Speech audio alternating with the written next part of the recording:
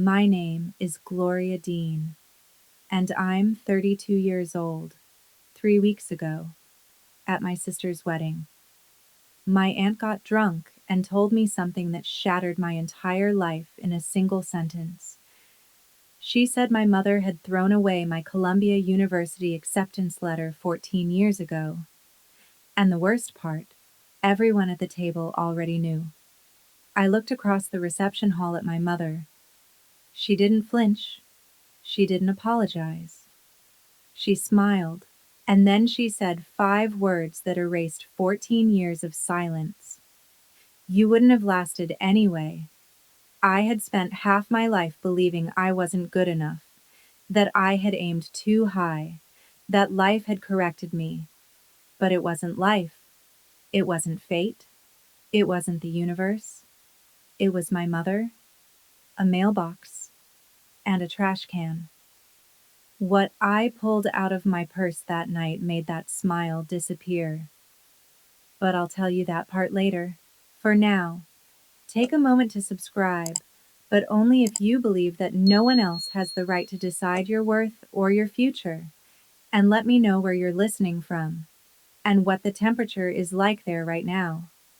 I read every single comment. This is a fictional story.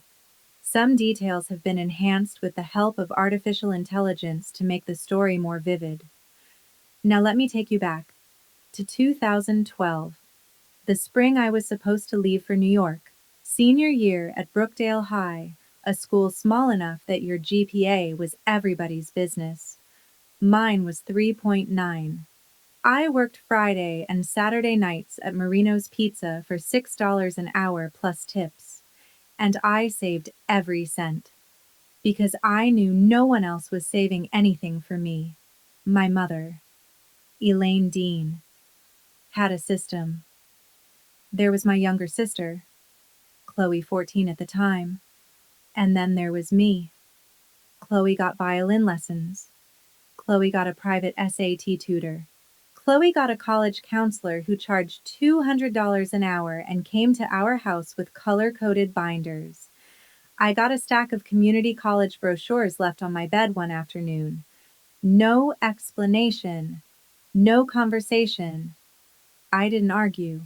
I didn't fight. I just applied to Columbia behind her back. I wrote my essay at the public library after my shifts. I paid the application fee with tip money, $63 in crumpled bills stuffed into an envelope. I didn't tell my mother, because I already knew what she would say. She had said it 100 times, in 100 different ways. You're the kind of girl who stays local, Gloria. Not cruel, not loud, just certain. Like she was describing the weather, like she was stating a fact. And the truth, I almost believed her. Almost. But something in me, something stubborn she hadn't managed to crush, filled out that application, sealed the envelope, and dropped it into a mailbox miles away where she couldn't intercept it. I didn't tell Chloe either. Not because I didn't trust her, but because she was 14. She still believed our mother was fair. And Elaine. She had her own phrase for the difference between us. She'd say it at family dinners, at church, even at the grocery store. Chloe has potential. Gloria has stability. Stability. Like I was a piece of furniture. April 2012. Every day after school, I checked the mailbox before stepping inside. Every single day, it was either empty or filled with envelopes addressed to Elaine Dean. Elaine Dean. Elaine Dean. Our mailbox sat at the end of the driveway, dented and faded, the red flag hanging crooked like it had given up trying to stand straight. My mother got home from her job at the district office around 3:15. My bus dropped me off at 3:40, 25 minutes. That was all the head start she needed. I didn't know that back then. I just knew the letter never came. One evening, I sat at the kitchen table, my hands wrapped around a glass of water I hadn't touched, and asked her directly, "Did anything come from Colombia?" She barely glanced up from the grocery ads spread in front of her. Nothing came. She said, "I'm sorry. Honey, maybe it's for the best." I nodded like I understood. Then I went upstairs, closed my door, and cried into my pillow so quietly no one would hear.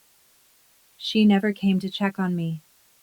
I remember hearing her voice later that night, low and quick, behind her bedroom door while she was on the phone. At the time, I assumed she was talking to a friend. I didn't think about it again for 14 years. The next morning, there was a stack of freshly printed community college brochures waiting on the kitchen counter beside my cereal bowl. Ridge County Community College, East Valley Technical Institute, bright covers, smiling students, tuition costs circled in red ink. She had printed them the night before, while I was upstairs crying. She had already decided my future. I enrolled that August. I told myself it was temporary. I told myself I would transfer. I told myself this was just a detour. And for a while, I kept telling myself that, until the voice got quieter, until one day, it stopped. I didn't fight. I didn't call admissions. I didn't question anything. I was 18 years old. My mother told me I wasn't enough, and I believed her. If I had to describe the next 14 years, I wouldn't call it failure. I'd call it a slow climb up a staircase someone had already told you led nowhere. 2 years at Ridge County. Then I transferred to North Penn State, Harrisburg. I graduated with a degree in project management and $38,000 in student loans. I got a job as an administrative assistant at a mid-sized construction company. I answered phones, filed permits, organized paperwork. Then I started reading blueprints because no one told me I couldn't. By 26, I was a project coordinator.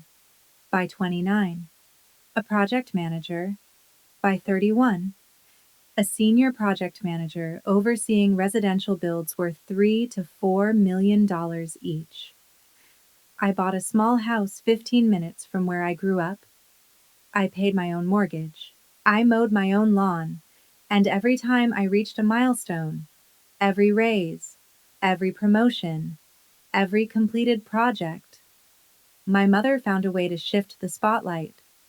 "That's nice.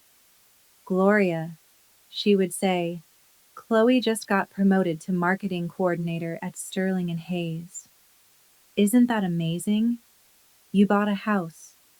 Good for you." Chloe's looking at properties in Westbrook Estates. Much better neighborhood. It wasn't loud. It wasn't cruel. It was precise. Like a scoreboard I didn't agree to play on. And, on that scoreboard, Chloe was always ahead. Not because she earned more, but because the rules kept changing. I never blamed Chloe. She was my little sister. She worked hard in her own way. What I resented was myself. For not being enough. For not getting into Columbia. For being exactly what my mother said I was. The kind of girl who stays local. That belief sat in my chest like a weight I carried everywhere. For 14 years. And then, 6 months ago, something shifted. But I'll come back to that. Chloe called me on a Tuesday in March. She was getting married. Ethan Cole. Good guy. Worked in pharmaceutical sales. Smiled a little too much. But he meant it. She asked me to be a bridesmaid. Not maid of honor, I joked. Mom already kind of assigned herself that role. She said, "Of course she did." I said yes. Because I loved Chloe. Because that's what older sisters do. 2 days later, my mother called, not to congratulate me, not to ask how I felt, to manage me. Gloria, I need you to understand something. This is Chloe's day. Don't make it about you. I haven't done anything. Mom, I know how you can be. That phrase, the one she'd been using since I was 12. Anytime I had an opinion, anytime I set a boundary, anytime I existed in a way she hadn't approved. How you can be. Like having a voice was a flaw. She also informed me I'd be wearing sage green, not the dusty rose the other bridesmaids were wearing. It's better for your complexion, she said. Different, separate, controlled down to the color of the fabric. I hung up and sat in my kitchen for a long time, thinking about every holiday, every birthday, every dinner where I showed up, smiled, and played my part. The reliable one, the stable one, the one who didn't need anything, because she had been taught not to ask. I was 32 years old. I managed $4 million construction projects. I coordinated teams of 30 people. I solved problems under pressure every single week. Deadlines stacked on top of deadlines. Decisions that actually mattered. And somehow, my mother still treated me like a girl who needed to be told what color to wear. In the weeks leading up to the wedding, something started to shift. At first, it was small, just a thought I couldn't shake. Then it got louder. The problem wasn't just my mother. The problem was me. Or more specifically, the story I had been carrying for 14 years without ever questioning who wrote it. I had just been promoted to senior project manager. My boss, Daniel Carter, pulled me aside after the announcement. He clapped me on the shoulder and said, "I want you to present the Ridgeview Heights project to the board next quarter." My first thought was immediate. I'm not qualified for that. My second thought came right after. Where did that come from? Because the truth was, I had the numbers, I had the results. I had just brought a project in under budget and ahead of schedule for the first time in the company's history. There was no logical reason for doubt. But somewhere between my brain and my voice, there was a wall. And behind that wall was a voice I knew too well. My mother's voice. "You're the kind of girl who stays local, Gloria." That's when it hit me. Not slowly, not gently, clean and sharp. Like walking straight into glass you didn't see. The lie wasn't just about Columbia. It was bigger than that. It had shaped everything. The way I second-guessed myself in meetings. The way I brushed off compliments. The way I hesitated every time someone asked where I went to college. Like my answer was something I had to defend instead of something I had earned. If I stayed quiet, if I kept playing the role my mother had written for me, I would lose another 14 years. I would keep shrinking in rooms where I deserved to stand tall. I would keep apologizing for taking up space. I would keep living inside a version of myself that wasn't even real, and I couldn't afford that. Not in money. I was fine financially, but something more valuable than money was slipping away. Time. And I was running out of it. 6 months before the wedding, I made a decision. One that terrified me. One I didn't tell anyone about. Not my mother. Not Chloe. Not even my closest friend. I wasn't ready to say it out loud. But it was there. Folded. Waiting. Sitting quietly in my purse. The rehearsal dinner was held at a country club the night before the wedding. Soft lighting. Pale tablecloths. Candles that smelled like vanilla. 80 people in a room that should have held 60. My mother stood up to give a toast. She held her champagne glass like it was something more than glass. Like it was authority. for 9 minutes. I timed it on my phone under the table. She spoke about Chloe, Chloe's childhood, Chloe's first recital, Chloe's acceptance to Westbrook University, Chloe's career, Chloe's kindness, Chloe's future. She did not say my name. Not once. Not in 9 full minutes. I sat 4 feet away from her in the sage green dress she had chosen for me. And I did not exist. I always knew Chloe was meant for great things, she said, her voice soft, emotional, practiced.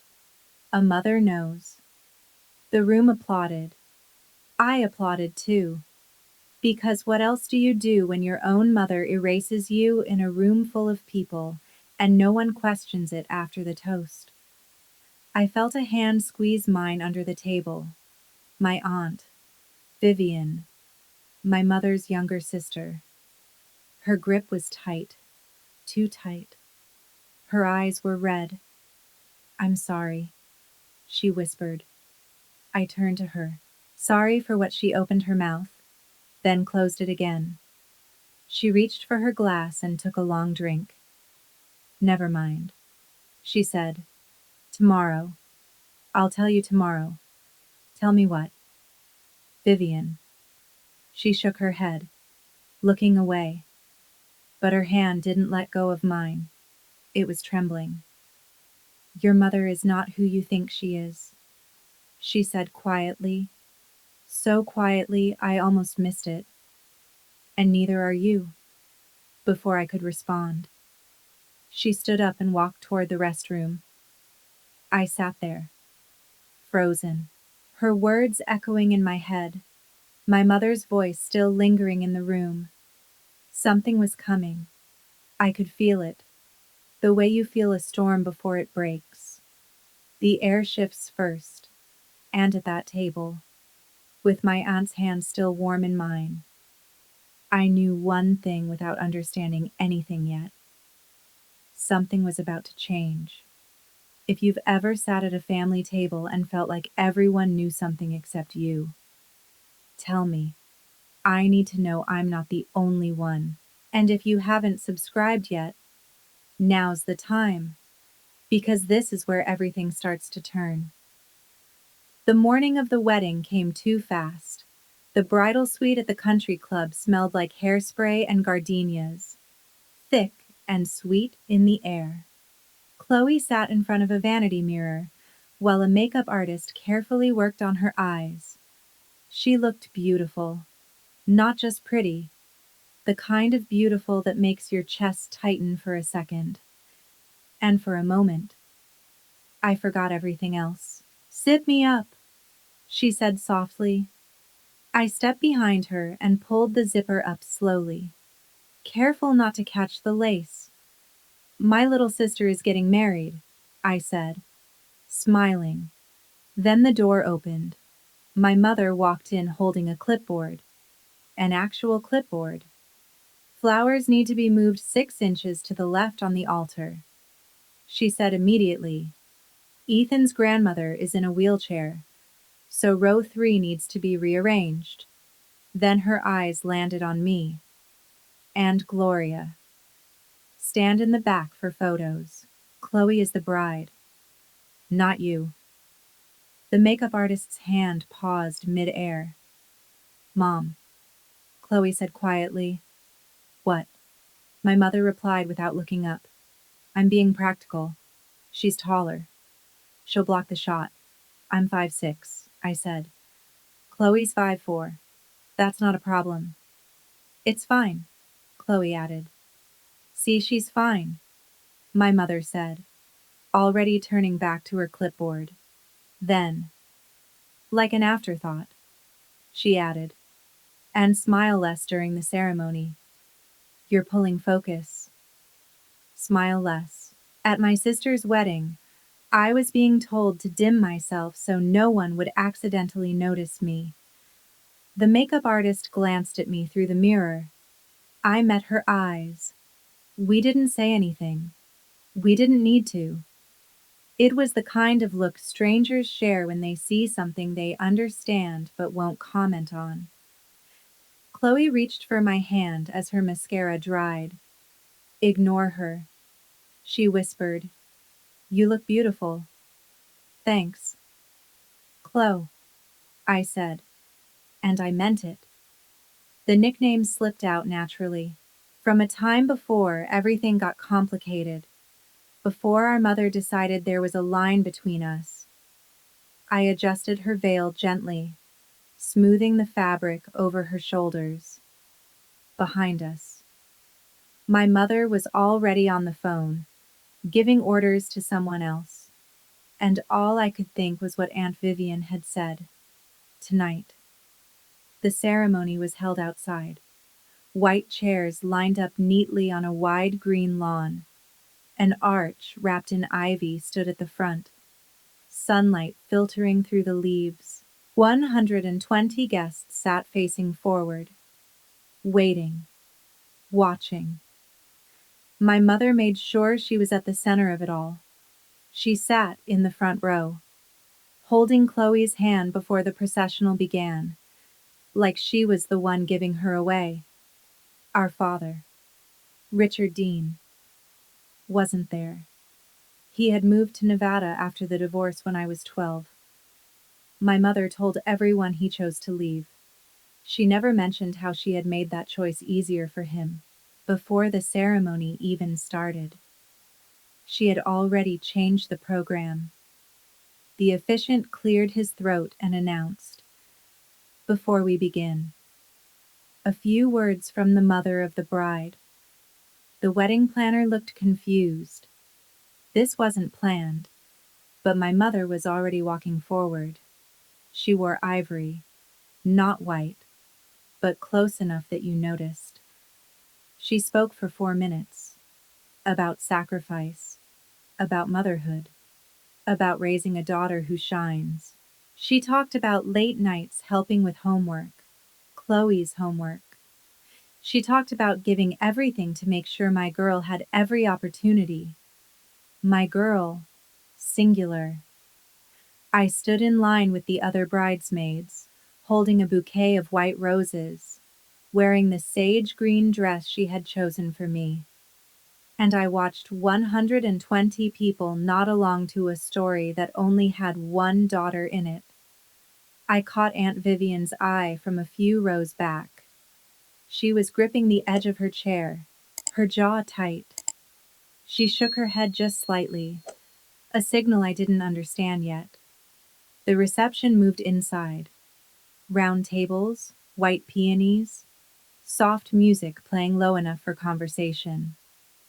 Our family table sat near the head table, close enough to see Chloe and Ethan clearly, far enough to feel separate, second tier. At the table sat my mother, Aunt Vivian, my grandmother Evelyn, 82 years old with hearing aids in both ears and a sharper mind than anyone gave her credit for, and two of my mother's nephews, Ryan and Luke, both glued to their phones. My mother started talking within minutes. She turned to my grandmother and began listing Chloe's accomplishments one by one, each one delivered like a headline. Chloe got into Westbrook on her first try. She said, "Full support from the family." Of course. Some children just rise when you give them the right foundation. She glanced at me when she said "some children," like it wasn't accidental, like it never was. Some children just rise when you give them the right foundation. She looked at me when she said it.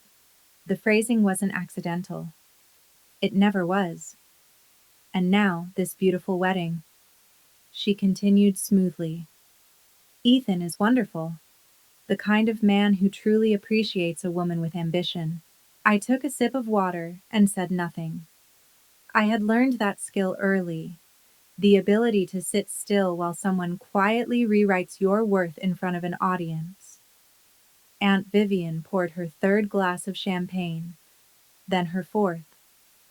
Her hand wasn't steady anymore. She kept looking at me, then at my mother. Then back at me again. A pattern. Back and forth.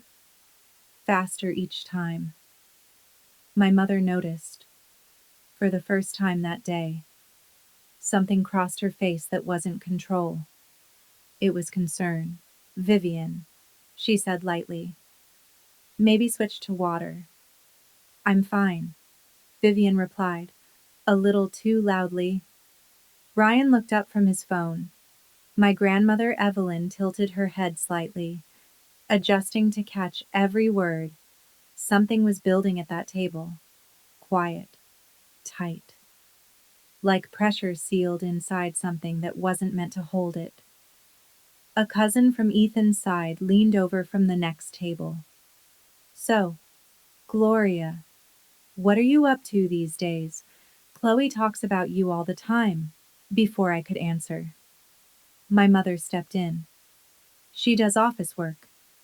She said, it's fine. Not everyone is built for the fast track. The table went still. Even Luke looked up. I set my glass down carefully. My hand didn't shake. My voice didn't rise. I manage $4 million construction projects. Mom, I said, I think I'm on a track. She waved her hand dismissively. You know what I mean. Chloe's in marketing at Sterling and Hayes. Very competitive field. Very high pressure. She smiled at the cousin. Gloria's more of a behind-the-scenes person. Behind the scenes. Like I was part of the background. Like I existed just out of focus. My grandmother put her fork down. Elaine. Hush. 2 words. Clear. Sharp. Final. My mother blinked. Excuse me, you heard me. My grandmother said, hush. It was the first time in my life I had ever seen someone stop her. Evelyn had always been gentle. Soft voice. Soft presence. The kind of woman who sent birthday cards with small bills tucked inside and never took sides. But she wasn't soft now. She was tired. Not of tonight. Of years. My mother recovered quickly, like she always did. She laughed lightly and touched my grandmother's hand. Mom, I'm just being honest. But something had shifted. Ryan was watching. Luke had put his phone down. Vivian's glass was empty again. Her cheeks flushed. Under the table.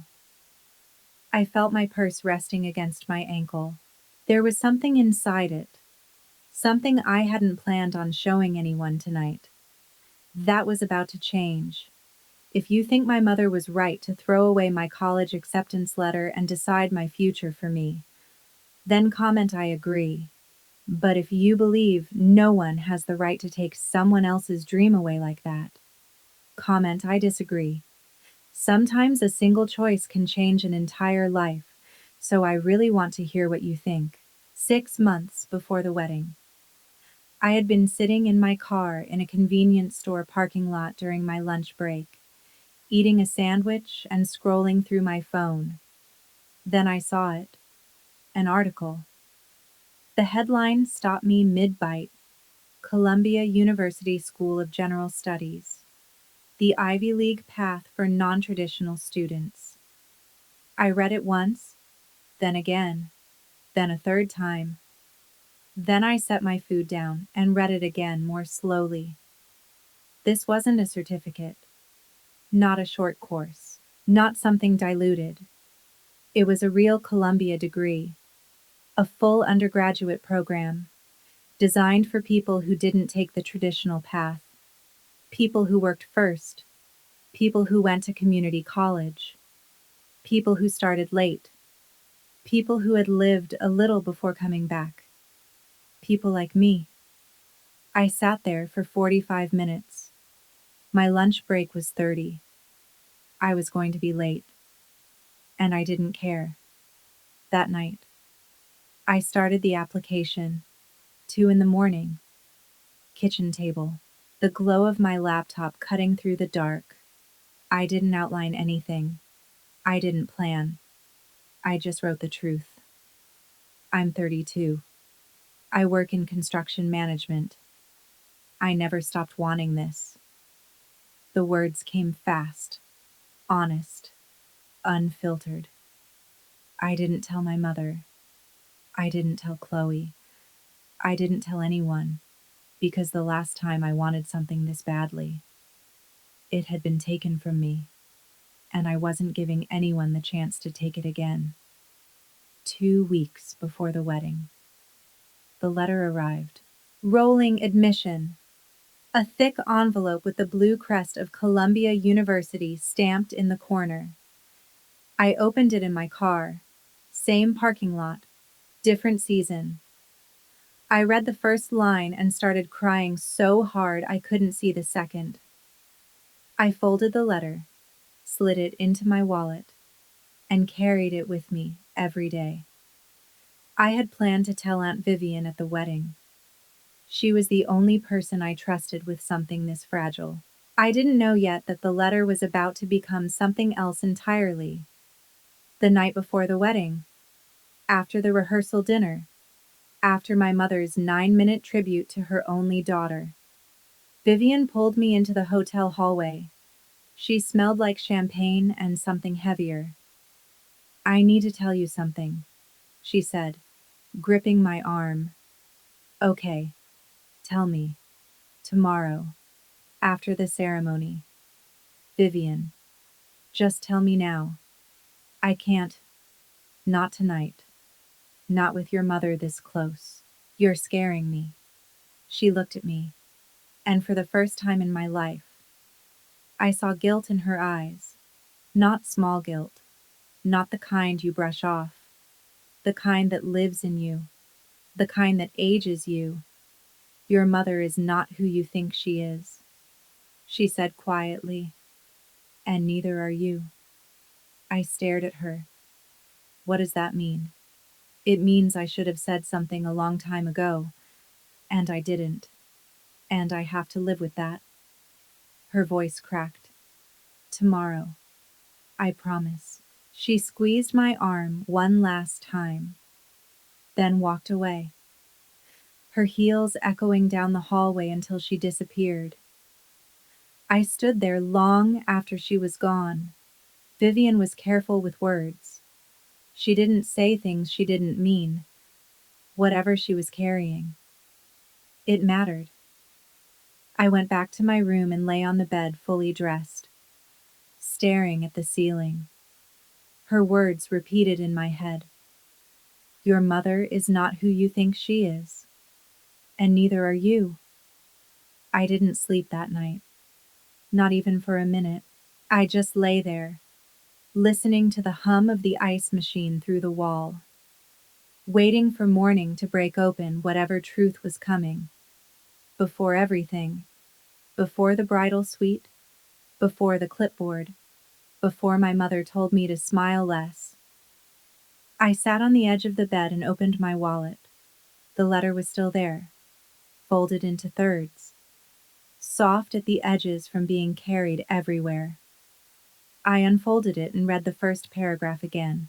Dear Miss Dean, we are pleased to inform you that you have been admitted to the Columbia University School of General Studies for the fall 2026 semester. I traced the blue crest with my thumb. This was mine. Not given, not approved, not controlled. Mine. Earned in the quiet, in the dark. After 14 years of believing a lie, I had planned to show Vivian, to share this moment with someone who might understand what it meant. She was the only one who had ever looked at me like I was more than what my mother decided. I didn't know what she was going to tell me. I didn't know the letter in my wallet was about to collide with something buried for 14 years. All I knew was that it belonged to me. I folded it carefully, slid it back into my wallet, placed the wallet in my purse, and zipped it closed. Then I got dressed, drove to the country club, and walked into my sister's wedding carrying proof that I was never the girl my mother said I was. I just didn't know it yet. The reception speeches started at 7:30. Ethan's best man went first. A messy, funny speech about college and burnt pasta. People laughed. Chloe glowed. Then my mother stood up. She had changed into a cream jacket and silk blouse, pearls resting neatly at her throat. She took the microphone like she had been waiting for it all day. Being a mother, she began, is the hardest job in the world, especially when you do it alone. She paused. She was always good with pauses. For 6 minutes, she spoke about her sacrifices, the divorce, the late nights helping with homework, the weekends spent driving to lessons and competitions, the applications she reviewed, the essays she edited. Every story, every example was about Chloe. Every single one of her examples was about Chloe. I poured everything into giving my girls the best, my mother said. But the word girls felt hollow, like something added for balance, not truth. Then she looked at Chloe, her eyes shining. Real tears or something rehearsed so well it didn't matter anymore. Chloe, you are my greatest achievement. She held my gaze as she said it. 2 full seconds. Long enough to feel it land. Long enough for the woman at the next table to lean toward her husband and whisper, "She has 2 daughters." Right. The room applauded. I applauded too. My hands moved automatically, trained after 32 years of clapping for a version of my family where I barely existed. Some children are born to shine, my mother continued, still holding the microphone. Others are born to watch. Then she sat down. The music started again, soft, distant. Aunt Vivian reached for the champagne bottle again. I pushed my chair back and walked out. Down the hallway, past the restrooms, through a side door into the cool night air. I stopped behind the building, near a dumpster, and pressed my hands against the brick wall, breathing in slow, uneven breaths. Others are born to watch. She said it out loud, into a microphone, in front of 100 people, at her other daughter's wedding. I wanted to leave. I wanted to get in my car, drive home, lock the door, and never sit at that table again. I wanted to be done, but I could already see how the story would go. My mother at brunch the next morning, shaking her head gently. Gloria left early.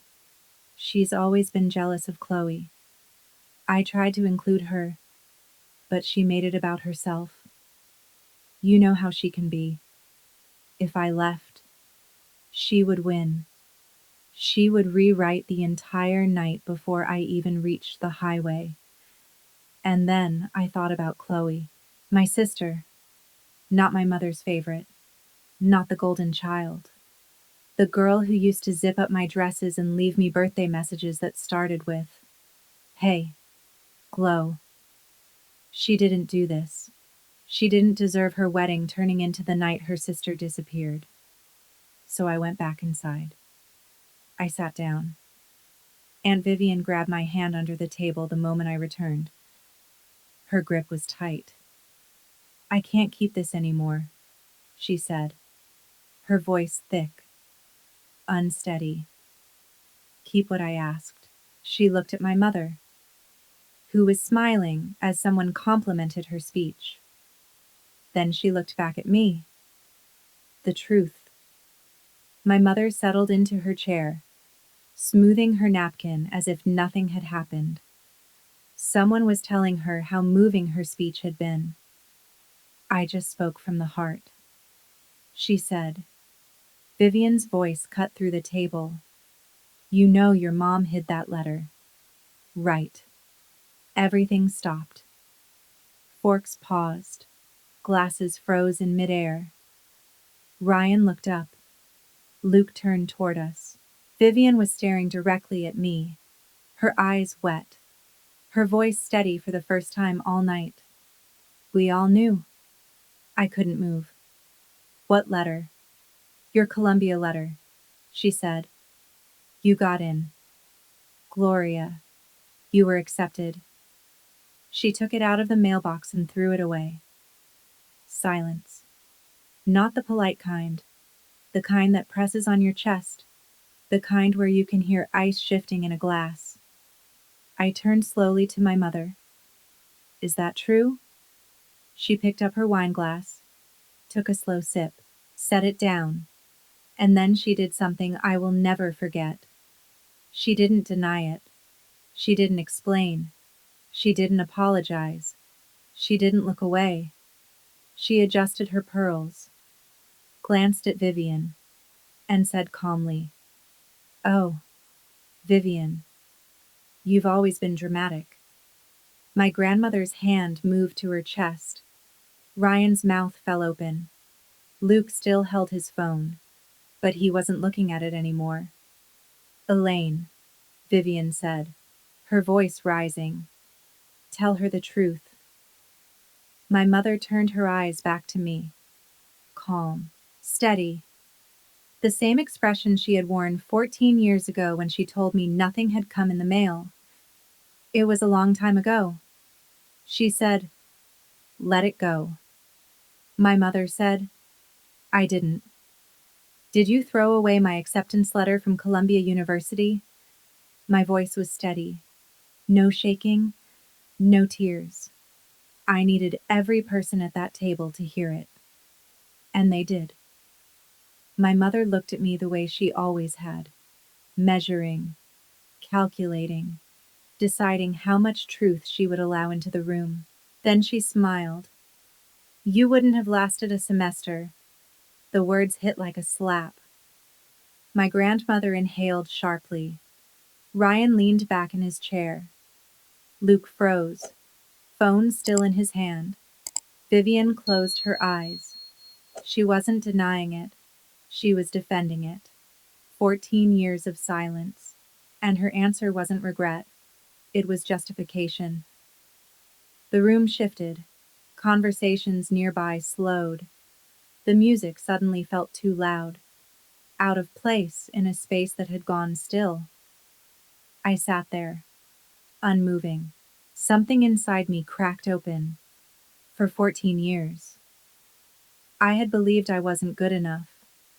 And now, in a single moment, that belief collapsed. Not into anger. Not yet. That would come later. What I felt was clarity, because she had just confirmed the truth I had been running from since I was 18. I was good enough. Columbia had said yes. The universe hadn't rejected me. She had. I reached down slowly and unzipped my purse. My fingers found the envelope immediately. Soft edges, familiar weight, the blue crest I had traced again and again. I pulled it out, and that was the moment her smile disappeared. 14 years of doubt, built on a lie she created on purpose. I placed the envelope on the table between us. Official paper, official seal. I applied to Columbia's School of General Studies 6 months ago. I said calmly. I did it myself. My own essay. My own money. I unfolded the letter and laid it flat. And I got in. The table stopped breathing. My grandmother's hand rose to her mouth. Vivian was crying silently now. Not from champagne, but from something deeper. Ryan leaned forward to read the letter. Luke picked up his phone, then set it back down. Unsure what to do. My mother stared at the paper. The smile was gone. Not slowly. Gone all at once. Like a light had been switched off behind her eyes. Her gaze moved from the crest to the text to my name, and I watched her understand the one thing she had tried to prevent for 14 years. I didn't know you took my first chance. Mom, I said quietly. I applied because I wanted it, not because of you. She said nothing. Her fingers twitched slightly against the table. You told me I wouldn't last a semester. I lifted the letter just enough for her to see it clearly. Columbia disagrees. At the next table. Someone covered their mouth. My mother straightened her posture, smoothing her jacket like she was resetting the moment. You're ruining your sister's wedding, she said, her voice controlled but sharp. No, I replied. You did that. I didn't raise my voice. I didn't need to. You chose to smile. This is private family business, she said, glancing around for support. No, it isn't, Vivian said, her voice firm now. You made it public when you stood up there and erased her. My mother opened her mouth. Nothing came out. She earned this, Vivian continued. She earned it then, and she earned it now. You took it from her. Own that. The room around us shifted. I could feel people watching, listening, recalculating everything they thought they knew. My mother gripped the edge of the table. You're making a scene. You made it 14 years ago, I said. Chloe appeared beside our table, still in her wedding dress. The train gathered in one hand. Her veil pushed back. Someone had told her. Ethan stood just behind her, one hand at his tie, caught between stepping in and staying out. Is this true? She asked, her voice tight. Mom, did you throw away her letter? My mother reached for her arm. Sweetheart, not now. Chloe pulled away. Did you? I did what was best for this family. The answer landed wrong. I saw it in the way my mother blinked. Too quickly. Already trying to recover. Chloe turned to me. You got into Columbia University when you were 18, I nodded. She told me you never applied, Chloe said, her voice breaking. She said you didn't want college, that you were happy staying here. I let the silence sit for a moment. I wasn't happy, I said quietly. I just didn't know there was another option. Chloe covered her mouth. Her shoulders shook. I didn't know. Gloria. I swear I didn't. I stood and pulled her into a hug. I know. I whispered. I know. Over her shoulder. Ethan met my eyes and gave a small nod. Steady. Certain. Chloe pulled back, wiping her cheeks, then looked at our mother. What else did you lie about? My mother didn't answer. She stood, picking up her cream-colored clutch like she was stepping out of a meeting instead of a moment she had created. I'm leaving, she said. You've all made your choice. She said it like she was the one being wronged, like she was walking out of a room that had failed her. She had done this before, turned absence into punishment, taught everyone to fear her leaving. Sit down. Elaine, my grandmother's voice cut through the room. Evelyn, 82, small and quiet her whole life. Hands that had always been gentle. Not now. Sit down and listen to your daughter. My mother froze, clutch in one hand, composure in the other. For a second. She looked like someone who had run out of moves. Then she sat. The table fell silent. Around us, the room shifted. Some guests drifted away. Others stayed, watching from a distance. Glasses held halfway to their lips. Everything had narrowed to our table. I didn't raise my voice. I didn't list everything she had done. I'm not asking for an apology, I said. I had stopped needing one a long time ago. She looked at me. I just need you to understand something. I folded the letter and slid it back into my wallet. You didn't stop me. Mom. I let the next word land. You delayed me. 14 years. And I'm still going. My grandmother reached across the table and covered my hand with hers. Good girl, she said softly. I didn't ask for an apology because I knew what hers would look like. Careful, strategic, something that would somehow turn her into the victim. I wasn't interested in that. I was interested in boundaries. I start at Columbia in September, I said, looking directly at her. I won't be answering your calls until I'm ready. When I am, I'll reach out. You can't just I can. I said, and I am. She opened her mouth again. I could see it happening. The story forming. The version she would tell tomorrow. Gloria made a scene. Gloria embarrassed me. You know how she is. But the people at this table had heard everything. They knew. I turned to Chloe. Mascara had traced faint lines down her cheeks. This is your day, I said gently. I love you. I'll stay for your first dance. Then I'll head out.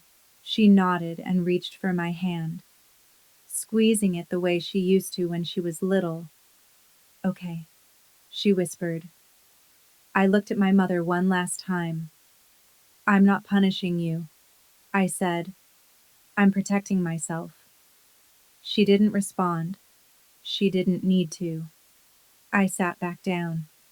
Vivian poured me a glass of champagne, the first one I'd had all night. We clinked glasses quietly. No words.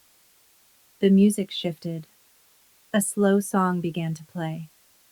Chloe and Ethan stepped onto the dance floor. The first song was At Last. Chloe had loved that song since she was 16. I could still picture her in her room, singing into a hairbrush, laughing at herself between verses.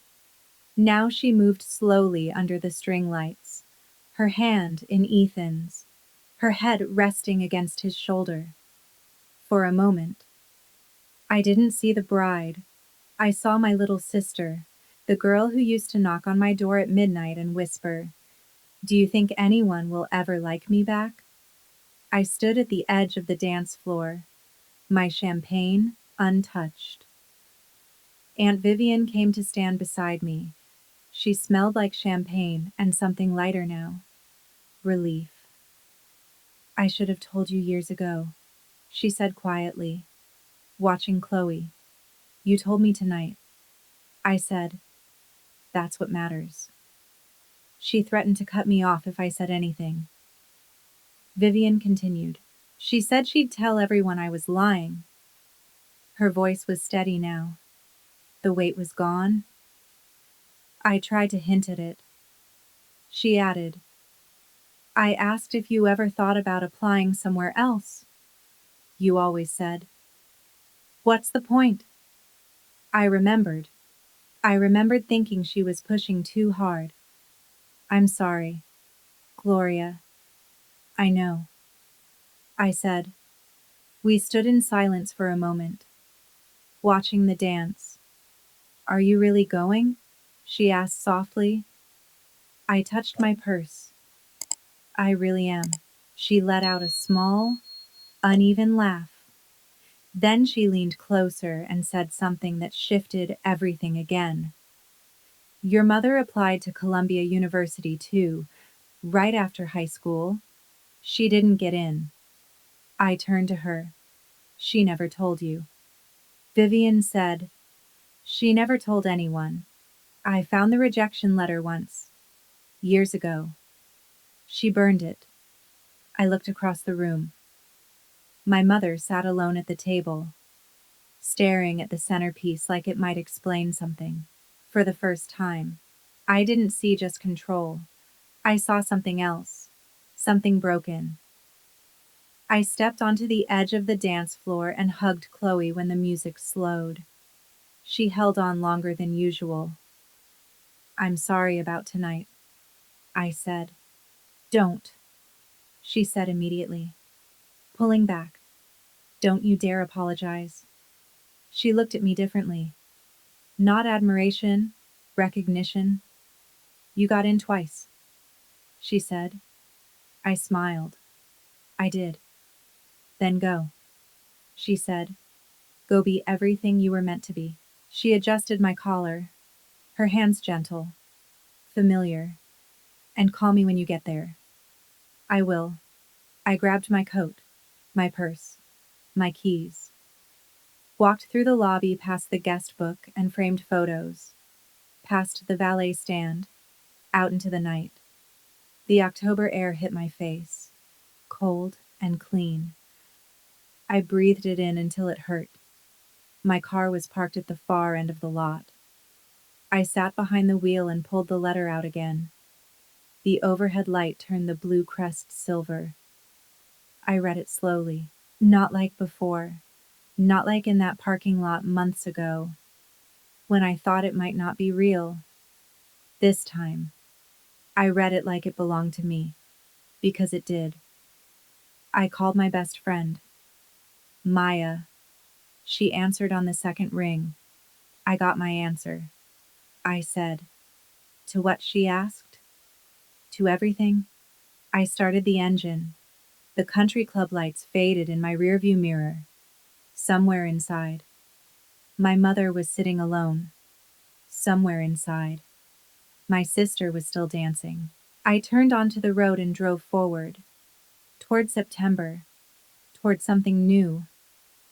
But what came after didn't explode all at once. It spread, quietly, within 2 days. The story had moved through the entire family, not because I told it. I didn't call anyone. Vivian told my grandmother everything that night. And the next morning, my grandmother called everyone, every sibling, every cousin, every branch of the family. 3 of my mother's cousins called me, not to gossip, to confirm. We always felt something was off. My cousin Laura said, she talked about Chloe like she was raising someone extraordinary. She talked about you like you were just there. My Uncle Robert said, your grandmother is furious. She said she's never been more ashamed of one of her children. My mother called me 11 times in 3 days. I didn't answer once. Her messages told the whole story. Monday, call me. We need to talk like adults. Tuesday, you're being childish. Gloria. Wednesday morning, fine. I'll tell everyone you made this up. Wednesday afternoon, after my grandmother had already made her calls. Silence. She stopped. For the first time, she had no version of the story that worked. The consequences didn't come with an announcement. They came quietly. She was removed from planning the family Christmas gathering, something she had controlled for decades. No discussion, no vote. A new group chat appeared. Her name wasn't in it. When she found out, she called my grandmother. You lied to your daughter for 14 years. Evelyn told her, you can sit this one out. She wasn't cut off. She wasn't disowned. She was moved. From the center to the edge. The same place she had kept me my whole life. The symmetry wasn't lost on me. Chloe called 5 days after the wedding. Her voice sounded like she had been crying for hours. Or maybe thinking, I keep replaying everything. She said, all the comparisons, all the times she put us side by side, and I just accepted it. You were 14, I said. You didn't know. I'm 28 now, she replied. I should have asked. We talked for 2 hours, longer than we ever had. Nothing filtered, nothing softened, no version approved by our mother. Chloe told me things I didn't know, that my mother had told her I never applied to any universities, that she said I chose a simple life, that every time Chloe succeeded, it was used as proof that she was better, not just different. I thought I was her daughter, Chloe said quietly, but I was her trophy. You're still her daughter, I said, just not the only one. There was a pause. Then she asked the question I had been waiting for. Are you really going? Orientation is in August? Silence. Then, softer. Mom called me too. She said you attacked her at the wedding. What did you say? I told her that's not what happened. And she hung up. I let that sit. She wasn't losing Chloe to me. She was losing her to the truth. I love you. Glow. Chloe said before we ended the call. I love you too. And for the first time in years. It felt simple. August came. Morningside Heights. I stood outside the gates of Columbia University with a lanyard around my neck and a bag full of orientation papers. People moved around me. Younger. Louder. Certain. A boy nearby was video calling his parents, showing them the campus. His mother was crying. His father was smiling. I put my phone away. The general studies orientation was separate. 32 people in a room, 32 different paths. A veteran, a single mother, a former chef, a woman my age who decided one morning she wanted something different. For the first time in a long time. I didn't feel behind. I felt right. The advisor stood at the front and said something I didn't know I had been waiting to hear. You belong here. That's why we admitted you. 7 words. 14 years late. Exactly on time. I thought about the kitchen table in 2012. The brochures. The silence. The version of me my mother had built. And the version of me sitting there now. After orientation. I stood outside and took a picture. Blue sky. Stone buildings. The same crest I had carried in my wallet. Now carved above me. I sent it to Chloe. To Vivian. Not to my mother. A week later, a letter arrived. Handwritten. 2 pages. My mother's handwriting. I sat on my couch and read it. It wasn't an apology. It was a defense. She wrote about sacrifice. About raising 2 daughters alone. About making hard choices. She never wrote the words I'm sorry. She never said I was wrong. She said sacrifice 4 times. Ungrateful twice. At the bottom, a postscript. I got your Columbia letter forwarded to my house by mistake. I didn't open it this time. I stared at that line, as if not repeating the same harm made it right, as if restraint was the same as regret. I folded the letter, didn't tear it, didn't respond. I placed it in a drawer and closed it. Then I picked up my bag and went to class. Then I picked up my backpack and walked to my first class. Introduction to American Political Thought, Hamilton Hall, 9:10 a.m. I sat in the 3rd row. I took notes. I raised my hand twice. I didn't owe my mother my anger. I didn't owe her forgiveness either. What I owed myself was this moment, this semester, and I was going to make it count. It wasn't easy. I was 32, working part-time as a project manager while carrying a full course load. I studied on the subway, ate lunch in the library, said no to invitations that started with just this once. The program was filled with people like me, Adults who had taken a longer road, people who understood what it meant to earn their way back, veterans, parents, career changers, people who didn't waste a single lecture. At the end of the semester, I checked my grades at 11 at night. I was sitting at the same kitchen table where I had once filled out community college forms. GPA 3.7. Dean's List. I read it 3 times. Then I closed my laptop and sat there in the quiet. She said I wouldn't last a semester. I made Dean's List. I sent a picture to Chloe. She replied almost instantly, "I'm so proud of you," all caps. Too many exclamation points. A line of emojis I didn't fully understand, but felt anyway. Vivian sent flowers the next day. The card read, 14 years late. Right on time. I placed them on the table. Same kitchen, same space, different life. My mother didn't call, didn't text, didn't send anything. I had told her I would reach out when I was ready. She didn't cross that line. Whether that was respect or pride, I couldn't tell. With her, they had always looked the same. I wasn't ready. Maybe I wouldn't be for a long time, but for the first time, I knew I was exactly where I was supposed to be. After the semester ended, I wrote her an email, not a text, not a call, an email.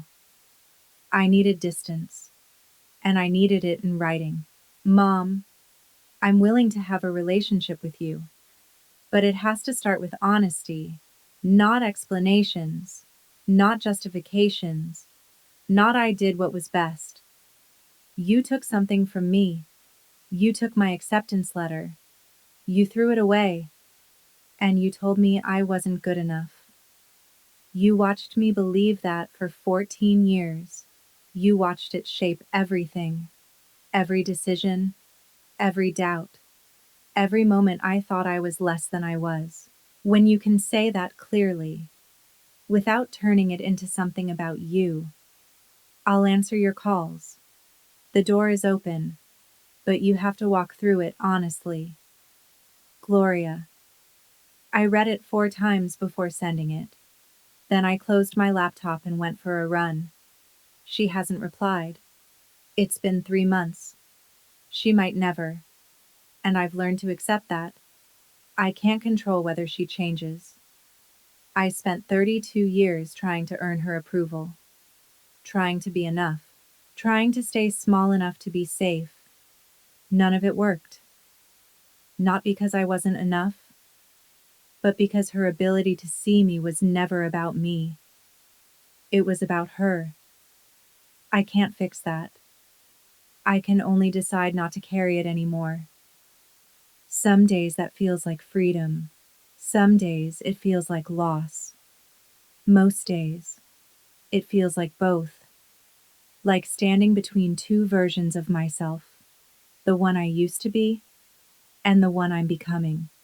And choosing, every day, to keep moving forward. I'm not telling you this so you feel sorry for me. I had a home, food on the table, a sister who loved me, even if neither of us understood the truth until now. My life wasn't tragic, it was redirected. And that redirection cost me something I can't measure. 14 years of a different path, different opportunities, a different version of myself. But I'm telling you this because some of you are carrying that same kind of lie right now. Maybe someone told you that you weren't smart enough, that you weren't capable, that your dreams were unrealistic. Maybe it came from a parent, a teacher, a partner, someone you trusted, someone who decided your limits for you. And you've been living under those limits ever since. They were wrong. And this is what took me 32 years to understand. You don't need them to admit it. You don't need an apology. You don't need permission. You don't need them to look at your life and say they were wrong. You just need to stop believing them. I didn't go to Columbia University to prove my mother wrong. I went because I deserved to be there. The girl who filled out that application after long shifts, saving every dollar. She deserved it. The woman who built a career on her own, without anyone telling her she was enough. She deserved it too.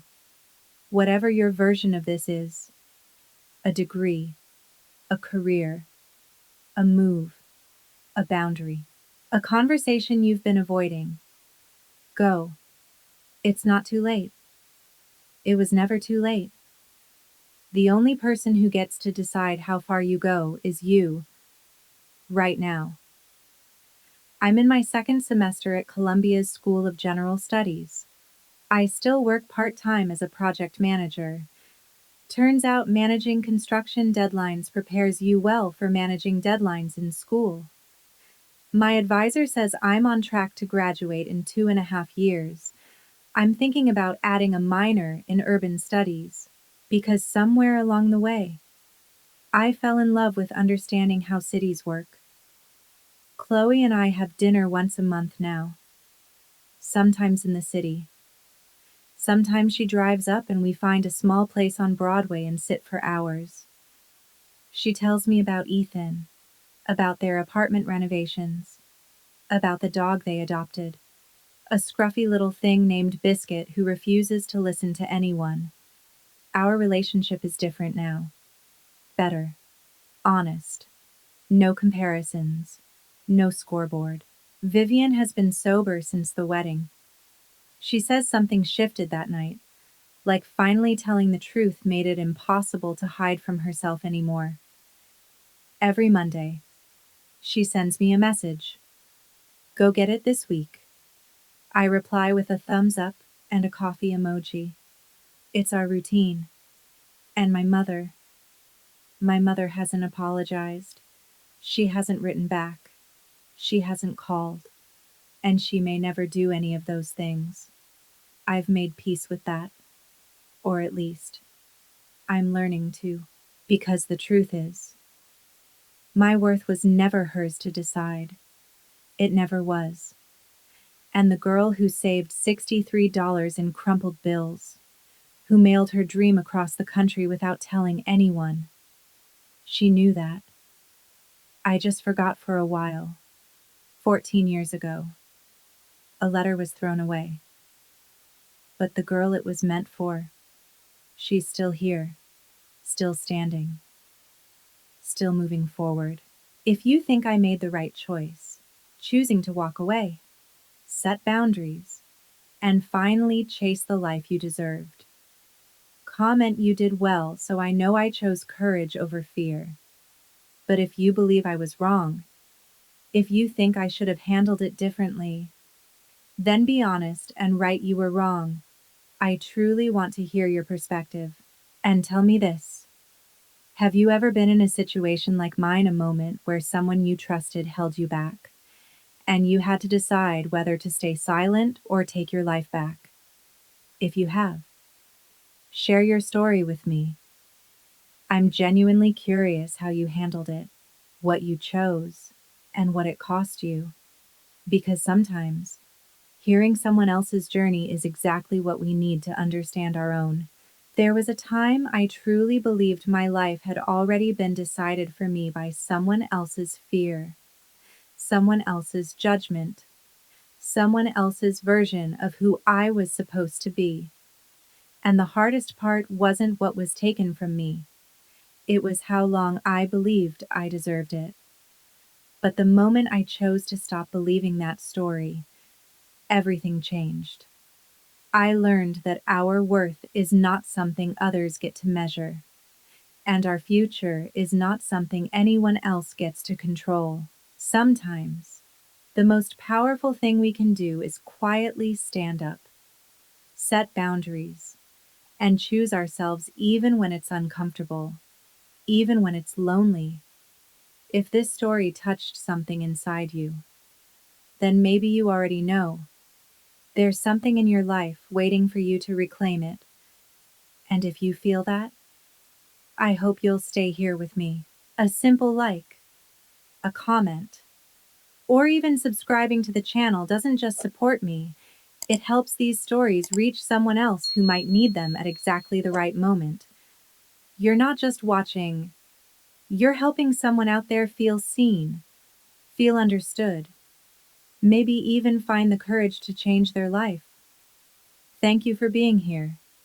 I'll see you in the next story.